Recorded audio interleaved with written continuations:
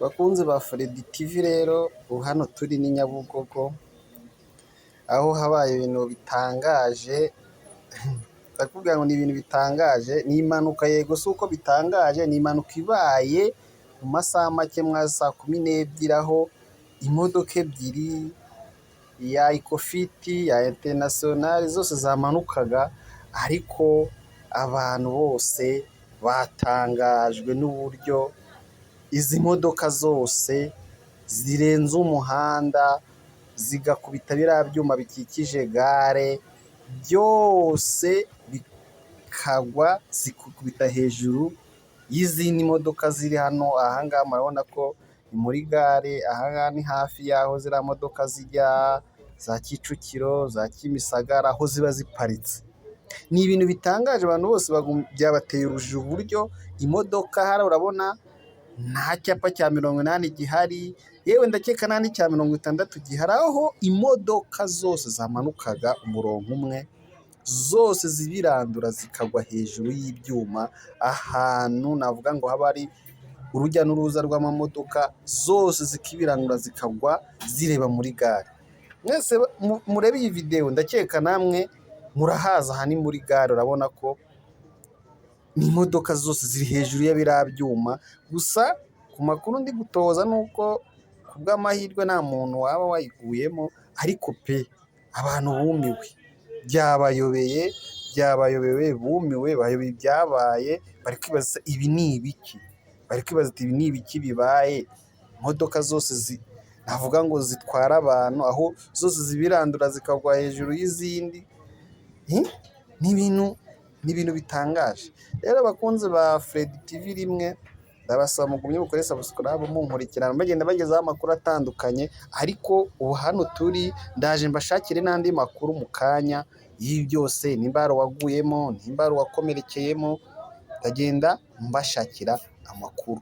Mukomeze munkurikirane, ni Fredy TV rimwe, aho ngenda mbaha udukuru dutandukanye kandi twiza, aho iminsi izaza njye ndi kubategura kuzajya mbaha inkuru nziza ziteye ubwuzu. Aha mureba ni Nyabugogo, aho za modoka nababwiraga zari ziri hejuru y'izindi modoka, ariko ubutayu urabona ko hageze za breakdown, zigerageze ku buryo zizikura hejuru y'izindi. Urabona ko hari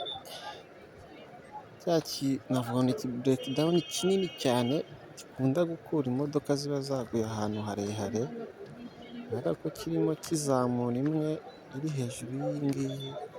Nanone ni iya Ecofiti, ariko iri gukuraho izina Ecofiti imwe yindi ya za Kicukiro, urabona ko irimo iyizamura.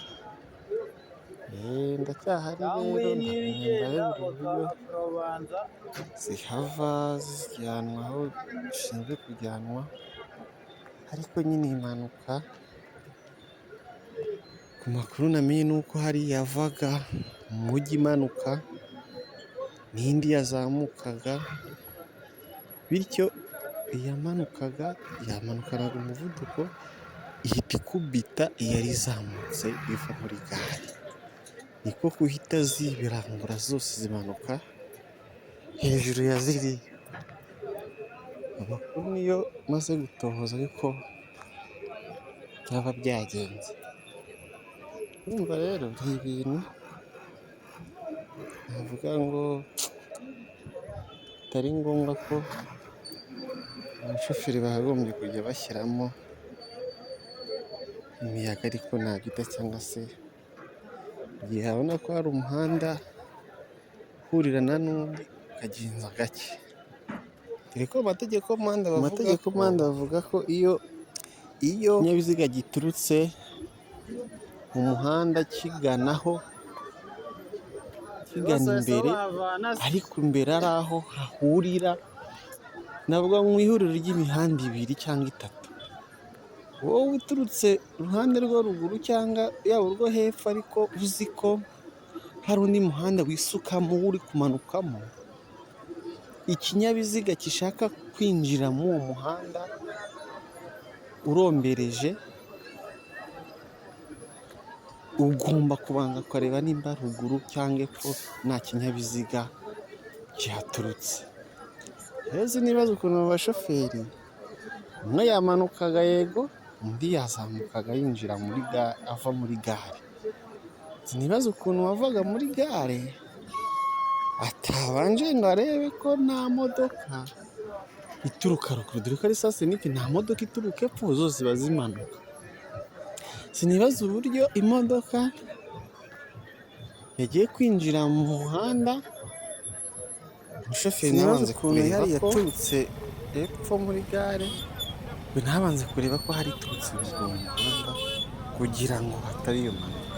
Urumva ko habayemo ereri y'umushoferi wavaga muri gare, rwose ni ereri igaragara idakwiye abashoferi b'umwuga nk'aba ngaba.